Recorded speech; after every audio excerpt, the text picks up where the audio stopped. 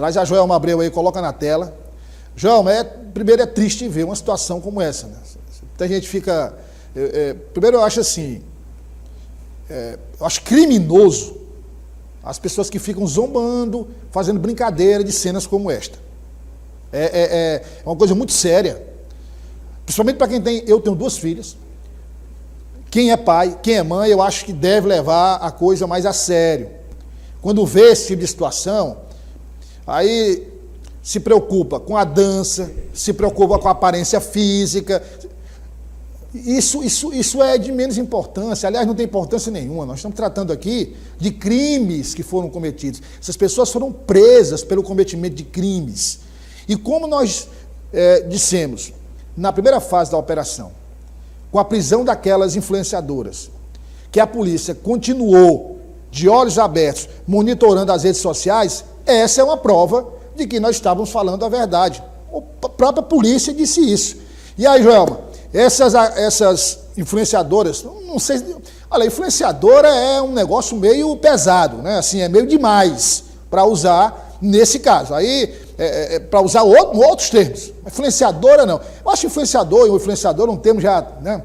Mas se você acha que pode influenciar alguém, que influencie com conteúdo positivo, educacional, de ajuda. Mas, nesse caso, Joelma, como foi o trabalho da polícia até a deflagração da operação? Boa tarde, seja bem-vinda. Boa tarde, Douglas, e para todos que acompanham a nossa audiência. Olha, essa operação começou lá, como você já disse, no dia 30 de abril. E hoje a polícia concluiu o inquérito com indiciamento de 19 mulheres, em sua maioria blogueiras do crime. Essas mulheres usavam mais redes sociais para recrutar pessoas para uma determinada facção criminosa. Essas mulheres, elas tiveram a prisão temporária decretada e com as provas apresentadas pela Justiça nessa fase final da Operação Faixa Rosa, elas tiveram a prisão temporária convertida em prisão preventiva. Ao todo, 18 mulheres estão presas e uma está fugitiva. A polícia tenta localizar essa outra mulher. Ao todo, 19 mulheres indiciadas por organização criminosa e apologia ao crime. A polícia, ao longo desse tempo, continuou a investigação. São mais de 2 meses de investigação até o fechamento desse inquérito. E uma das blogueiras mais conhecidas é a Ana Azevedo. Segundo a Polícia Civil, ela tinha um papel central, um papel muito importante, que seria uma espécie de madrinha. Ela recrutava essas pessoas para dentro da organização criminosa. Para quem não lembra, a Ana Azevedo é uma blogueira que apareceu nas redes sociais dizendo que estava de volta após ser expulsa por uma facção criminosa de Teresina. E ela voltou se apresentando na mídia, dançando, dizendo que estava de volta, que estava com medo da facção, mas estava de volta a Teresina. Vamos conferir mais detalhes nessa reportagem sobre a investigação que resultou no indiciamento dessas 19 mulheres. Reais, uma rotina criminosa. Mulheres dançando, ostentando armas e fazendo sinais de facção.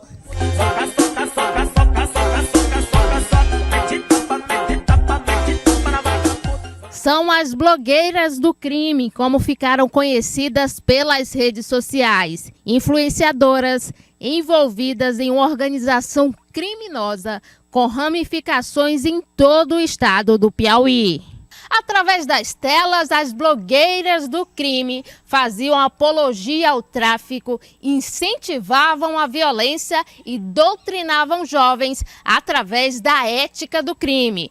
Mas a resposta veio através da Operação Faixa Rosa, conduzida pelo Draco. A operação foi deflagrada em abril e teve desdobramentos até esta semana. Das 19 pessoas indiciadas, 18 estão presas de forma preventiva. Esse núcleo é um departamento interno do Bondes 40, composto única e exclusivamente por mulheres, que desenvolviam um papel estratégico dentro da própria facção criminosa.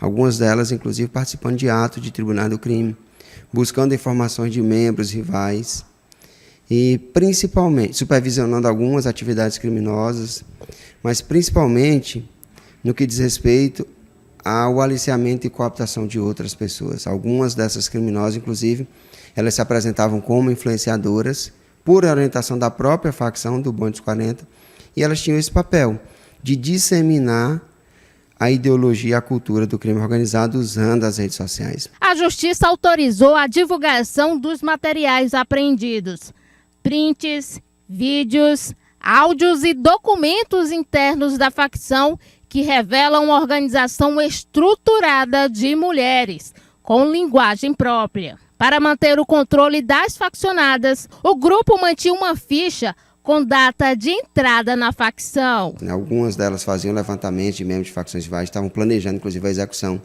de membros de outra facção. Com a operação, nós conseguimos evitar esses homicídios, faziam um gerenciamento ali de outras mulheres, orientavam, inclusive, como é que acontece o batismo, né, e a função de cada uma, exemplo da função de madrinha, né, que a madrinha é uma mulher que já faz parte da estrutura da facção criminosa e é responsável por aliciar e cooptar outras pessoas e fazer uma espécie de gerenciamento, supervisionar e também uma proteção sobre as outras. Então, tinha um papel realmente estratégico e estavam causando um dano muito grande. Entre as investigadas está Ana Azevedo, que se identifica como blogueira. Integrantes com mais tempo no grupo criminoso orientam as novatas como se comportar dentro da facção. Em um dos trechos, uma mulher não identificada afirma que Ana Azevedo está aprendendo com a ética do crime. Nós todo mundo dá uma forcinha para ela aí, para nossa irmã aí, para nossas irmãs aí está aprendendo com nós aí um pouco aí, dia a dia, aprendendo a ética do crime aí com nós aí. Elas entraram agora, não sabem muito, né? Para nós tudinho aí, tá ensinando para elas aí. Segundo o delegado, a Operação Faixa Rosa escancara um novo perfil de criminoso, com estética digital, discurso engajado e milhares de seguidores. A porta de entrada para o mundo de violência disfarçado de fama. Pois é, a Ana Azevedo, ela foi presa no dia 30 de abril, inclusive, quando ela foi presa, ela debochou na imprensa dizendo que já estaria de volta, mas ela segue presa há pelo menos 2 meses.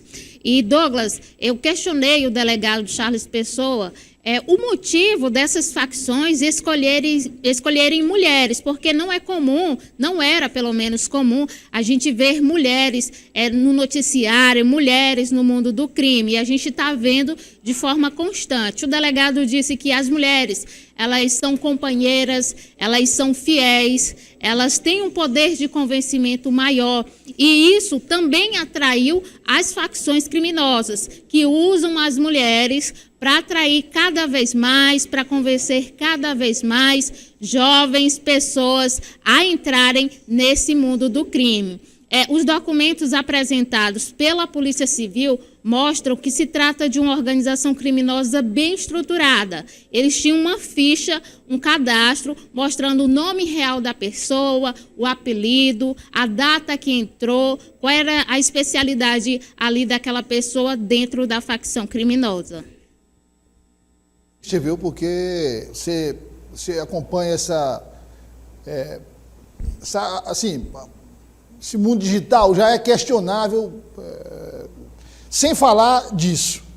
E aí você agora, com esse trabalho importante e competente da Polícia Civil do Piauí, do DRACO, Departamento de Repressão às Ações do Crime Organizado, comandado pelo delegado Charles Pessoa, mostra que as facções criminosas se utilizam de técnicas modernas, de ações para burlar o trabalho da polícia, tentar burlar o trabalho da polícia e, ao mesmo tempo, fazer o recrutamento dessas pessoas. Joelma, obrigado pela participação e vamos continuar de olho nesse trabalho, porque, mais uma vez, falamos aqui da segunda fase da operação, vão acontecer outras operações. Você continua aí fazendo esse tipo de trabalho nas redes sociais, mas faça avisada, que a polícia está de olho. E a que foi presa lá, a primeira que foi presa, já eu tô solta. Tá demorando esse já, né? Tem que mudar aí o conceito de rapidez dela, porque tá aí essa aí, ó. Ana Azevedo. Não deve estar sorrindo assim não, lá na cadeia, né? Não deve estar sorrindo não. Obrigado, Joelma. Eu que agradeço, Douglas. Tchau, tchau. Tchau, obrigado. Olha só, sempre que nós conversamos com delegados, secretário de Segurança, Chico Lucas, especificamente o delegado de repressão às ações do crime organizado, o delegado Charles Pessoa, que coordena o DRACO, e a própria história das facções criminosas, nós sempre destacamos aqui que cotidianamente, diariamente, as facções buscam meios de recrutar novos integrantes. Não é novidade mais para ninguém, infelizmente, que existem jovens, muitos jovens, até menores de idade, que participam das facções. Você vê aquele filme, meu primo, Tropa de Elite 1, Tropa de Elite 2, mais especificamente o Tropa de Elite, o primeiro, aquele contexto, né? O contexto que é favela, pobreza, e aí o traficante vai lá, recruta aquele jovem, não é? E dá tênis novo, roupa nova, dinheiro, ele tem um emprego, tem a proteção da facção contra outros criminosos, e a família dele também recebe proteção. E quando alguém adoece, alguém precisa de alguma coisa, a facção vai lá, ajuda. E aí tem o apoio da família. Tem o apoio da família em permitir que o jovem faça parte da facção, do chamado movimento, e tem também, o silêncio. Se a polícia bate lá na casa, entendeu? Não sei de nada, não vi nada. Esse contexto social em que se dá o recrutamento, em que atua a facção criminosa, continua. Só que os horizontes foram ampliados, os limites foram ampliados. Tem integrantes de facção criminosa hoje que moram em bairros de classe média, de classe alta, como já vimos aqui em diversas operações da polícia. E agora o delegado Charles traz uma análise interessante, que é o quê? Através de influenciadoras digitais, aqui, você, meu primo, tenta ludibriar a ação fiscalizatória da polícia, a inteligência da polícia. Você, entre aspas, atua como influenciadora, mulher, e vai passando. Como eu já disse antes, tem a sedução, não é a sedução amorosa não, eu já chegar lá. A sedução de um mundo de luxo, de um mundo de fartura, de bens, de roupas, de festas. Só que eu faço a seguinte pergunta para você que está acompanhando o jornal, o Dia News, e está olhando para essas imagens aqui. Você acha que isso é de graça? Você acha que a facção criminosa vai oferecer tudo isso que você vê nos perfis dessas criminosas? De graça? É um ato de solidariedade da facção criminosa? Não. Você tem que vender a alma. Não é só o corpo, não. A alma para a facção criminosa. E se você chegar lá e se arrepender, não, eu não quero isso, não sai mais, acabou. Sai morto. O outro detalhe que o delegado Charles falou é que várias dessas mulheres não participam só desse trabalho nas redes sociais, não, meu primo. Participam muitas vezes de justiçamento, do tribunal do crime, do cometimento de assassinatos. Essa questão da sedução, né, a mulher ser mais fácil, é verdade. Né, numa festa, num ambiente qualquer, Uma mulher assim chega para um homem, é fácil seduzir, não é? Ganhar a confiança, conquistar a confiança, para depois entregar para a facção, o endereço, onde é que está. Aí a facção observou, bom, além disso, eu ainda posso usar aqui as redes sociais para recrutar. E assim vai. Mas a polícia está de parabéns. A polícia está de parabéns, fazendo esse trabalho de inteligência, de análise, de ligação dos pontos, com a facção criminosa, as fichas. E todos estão presos. E volto a repetir. Fico pensando nos pais, nas mães, nas vós, dos tios, que observam isso aqui, ó. Aí a pergunta que se faz é, será que eu criei minha filha para isso aqui? Será? Mas eu digo para você, que criou com responsabilidade, com boa fé, não é culpa sua. Não é culpa sua. É mente fraca. É ganância. E isso seduz essas mulheres a fazerem isso. Elas não querem simplesmente fazer uma carreira, percorrer uma caminhada, até chegar no sucesso.